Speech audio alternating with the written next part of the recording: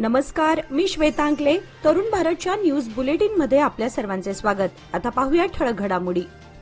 राष्ट्रीय महामार्ग प्राधिकरणाकडून हलगा-मच्छे बायपासचं काम अद्याप सुरूच असून काम अतिशय संथ गतीने सुरू ठेवण्यात आल्याचं चित्र दिसत आहे.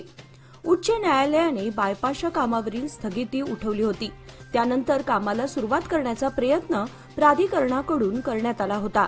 मात्र पावसाळा आणि इतर कारणांमुळे कामाला सुरुवात झाली नव्हती.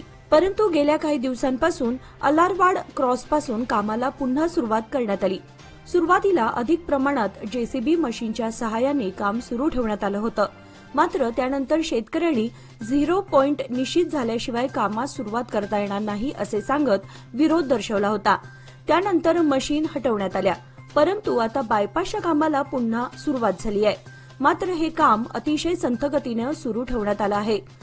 तसेच शेतकऱ्यांनी पुन्हा विरोध करू नये यासाठी काम सुरू असलेल्या ठिकाणी पोलीस बंदोबस्त ठेवण्यात आलाय. या संदर्भात जिल्हाधिकारी मोहम्मद रोशन यांनी उद्या मंगळवार दिनांक 26 रोजी सायंकाळी 6 वाजता आपल्या जिल्हाधिकारी कार्यालयात शेतकऱ्यांसमवेत एक बैठक बोलावल्याचे समजते.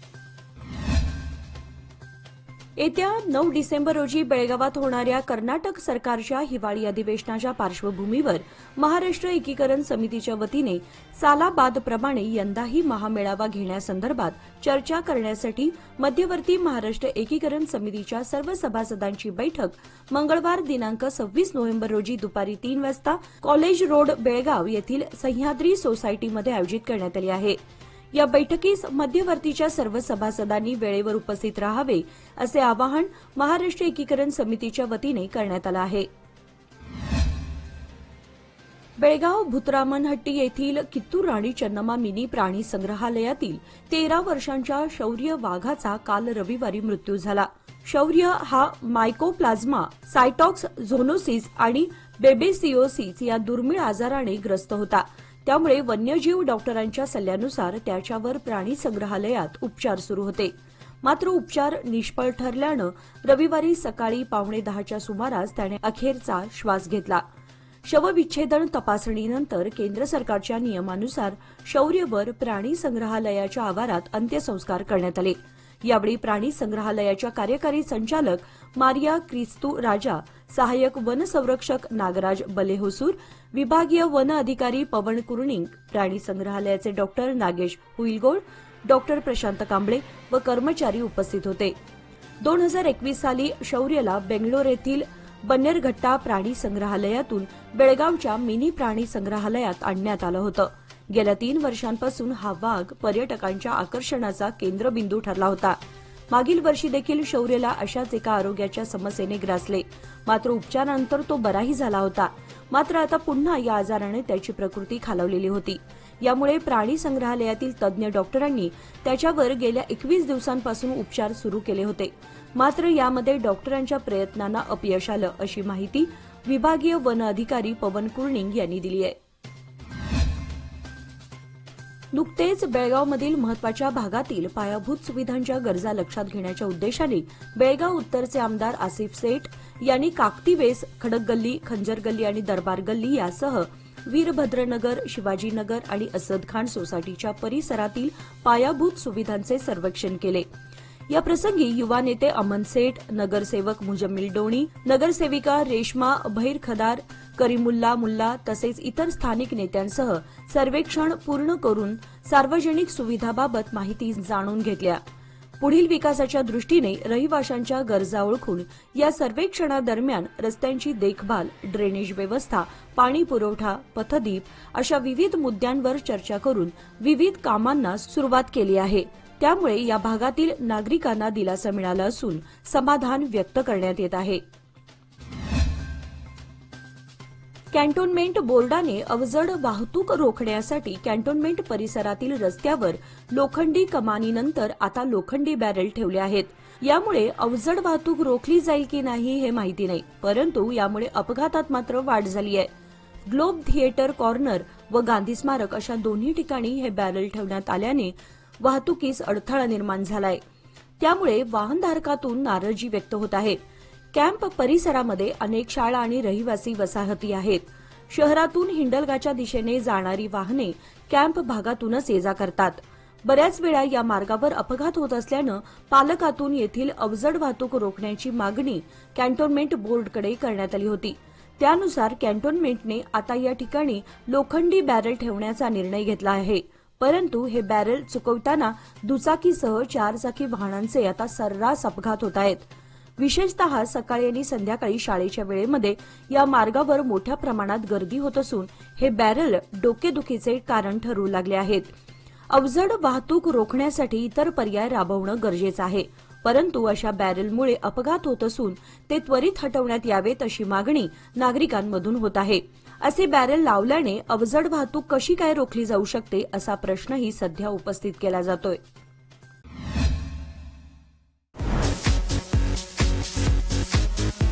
तरुण भारत प्रेझेंट्स घरकुल real estate and construction material exhibition 2024 the 11th edition organized by Rotary Club of Venugram Belgaum and Consulting Civil Engineers Association Belgaum with diamond sponsorship Priya Shakti Steels. Yes, it's a golden opportunity. Join this mega event and reach thousands of people in Belgaum and its surrounding areas for greater public relations, exposure and impact. At Seafield Ground, Belgaum, from 21st to 26th November 2024.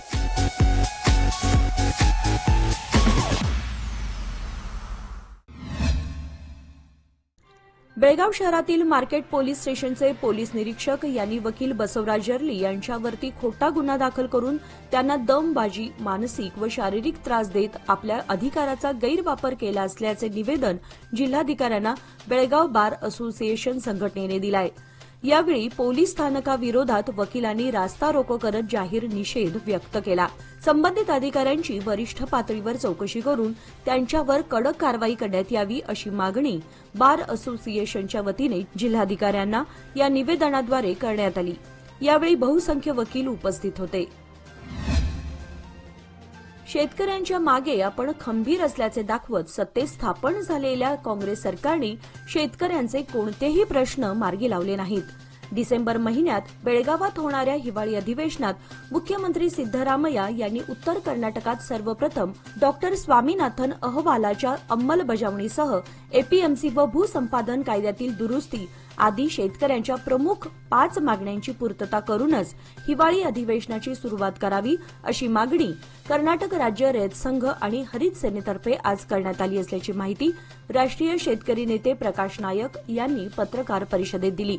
मुख्यमंत्री सिद्धरामय्या स्वतःला शेतकऱ्यांचे पाठीराखे म्हणवून घेणारे आणि कायद्याच्या चौकटीत काम करणारे आहेत असे भासवतात.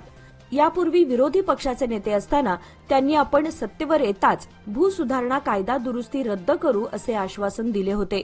मात्र आता राज्यात काँग्रेसचे सरकार अस्तित्वात येऊन 2 वर्षे उलटली तरी अद्याप त्या आश्वासनांची पूर्तता त्यांनी केलेली नाही. त्याचप्रमाणे एपीएमसी कायद्यात दुरुस्ती करून सरकार आणि शेतकऱ्यांमध्ये असलेली मध्यवर्तीय व्यवस्था काढून टाकावी. शेतकऱ्यांना विश्वासात न घेता भूसंपादन कायदा राबवून मध्यस्थांचा फायदा करून देणं बंद करावं.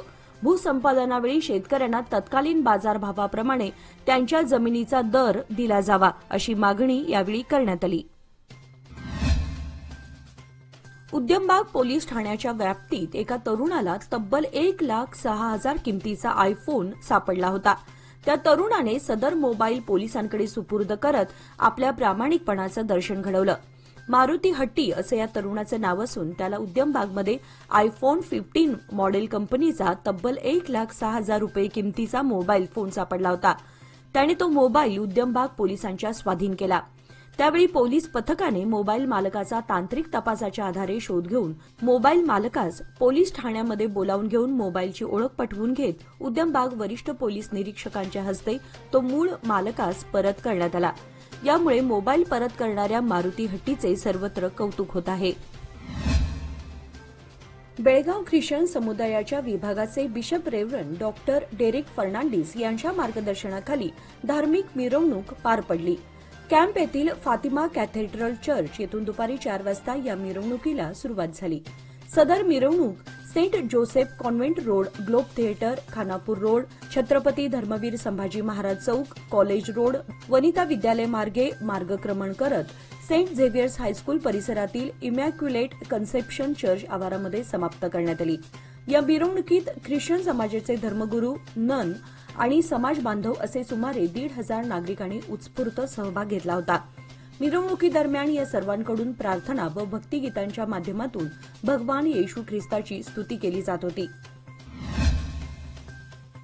यंदे खूट येथील ट्रॅफिक सिग्नल कोसळून अनेक महिने उलटले तरी अद्याप त्या ठिकाणी नवा सिग्नल बसवण्यात आलेला नाही. सिग्नल नसल्यानं यंदे खूट परिसरामध्ये वाहनांची प्रचंड कोंडी होत आहे. सकाळी व संध्याकाळी शाळा भरण्याच्या व सुटण्याच्या वेळी वाहनांच्या रांगाच रांगा लागत आहेत. त्यामुळे किमान अधिवेशनापूर्वी तरी हा सिग्नल बसवला जाणार का असा प्रश्न निर्माण होत आहे. सादर आहे लोकमान्य दुर्गा शक्ती योजना, जी देते तुमच्या गुंतवणुकीवर 10.25% परतावा, तेही फक्त 18 महिन्यांमध्ये. सोबत 1 लाखापर्यंत व्यक्तिगत अपघाती विमा विनामूल्य उपलब्ध. अधिक माहितीसाठी आजच कॉल करा 1800-212-4050. फक्त सभासदांकरिता. अटी लागू. लोकमान्य, जिथं पैसा वाढतो आणि नातं वृद्धिंगत होतं.